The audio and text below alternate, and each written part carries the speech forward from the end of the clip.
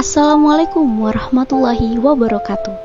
Perkenalkan, kami dari Universitas Sulawesi Barat, Fakultas Keguruan dan Ilmu Pendidikan, Prodi Pendidikan Guru Sekolah Dasar. Tugas ini kami buat untuk menyelesaikan salah satu tugas yang diberikan oleh dosen pengampu Ibu Evi Segarawati Amri, SPD MPD. Perkenalkan, kami dari kelompok biru yang beranggotakan 8 orang, diantaranya Sri Cahya Ramadhani dengan NIM H0523375. Yang kedua, Nur Hikmah S dengan NIM H0523510.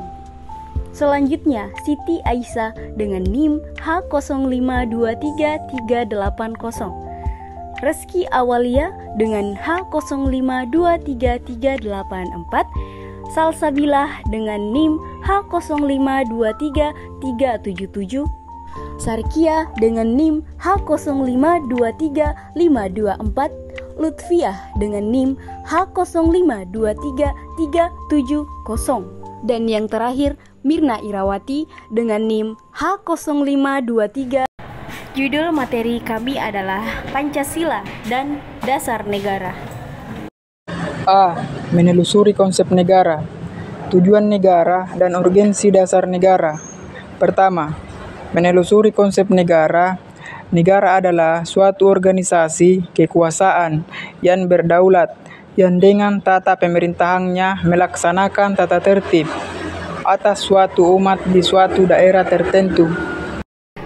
Ada 3 unsur yang lazim disebut sebagai unsur konstitutif, yaitu A. Unsur tempat atau daerah, wilayah atau teritori.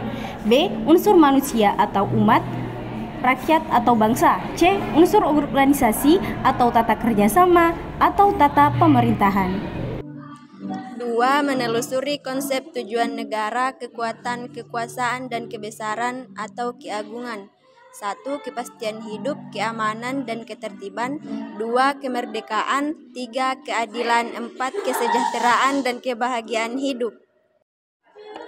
Tujuan negara Republik Indonesia apabila disederhanakan dapat dibagi 2, yaitu pertama, mewujudkan kesejahteraan umum. 2. Menjamin keamanan seluruh bangsa dan seluruh wilayah negara.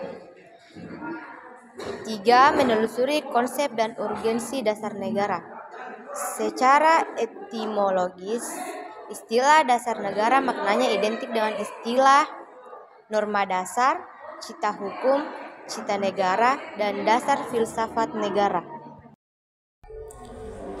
B. Minimnya alasan diperlukannya kajian Pancasila sebagai dasar negara.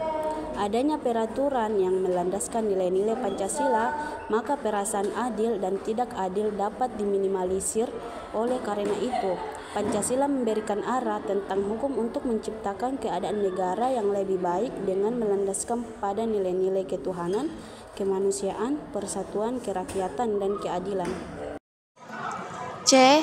Menggali sumber yuridis, historis, sosiologis, dan politis tentang Pancasila sebagai dasar negara. 1. Sumber yuridis Pancasila sebagai dasar negara secara yuridis ketatanegaraan. 2. Sumber historis Pancasila sebagai dasar negara. Mahfud. 3. Sumber sosiologis Pancasila sebagai dasar negara secara ringkas, Latif, pimpinan MPR dan tim kerja sosialisasi MPR periode 2019 sampai 2014. Bagian D. Membangun argumen tentang dinamika dan tantangan Pancasila sebagai dasar negara. Pertama, argumen tentang dinamika Pancasila. Kedua, argumen tentang tantangan terhadap negara. E. Mendeskripsikan esensi dan urgensi Pancasila sebagai dasar negara. Yang pertama, esensi dan urgensi Pancasila sebagai dasar negara mencakup A. Esensi Pancasila sebagai dasar negara, dan B. Urgensi Pancasila sebagai dasar negara. 2. Hubungan Pancasila dengan Proklamasi Kemerdekaan Republik Indonesia pada dasarnya. Proklamasi 17 Agustus 1945 membuat dua hal, yaitu yang pertama, pernyataan kemerdekaan bangsa Indonesia baik pada dirinya sendiri maupun terhadap dunia luar. Yang kedua, tindakan-tindakan yang segera harus diselenggarakan berhubung dengan pernyataan kemerdekaan itu.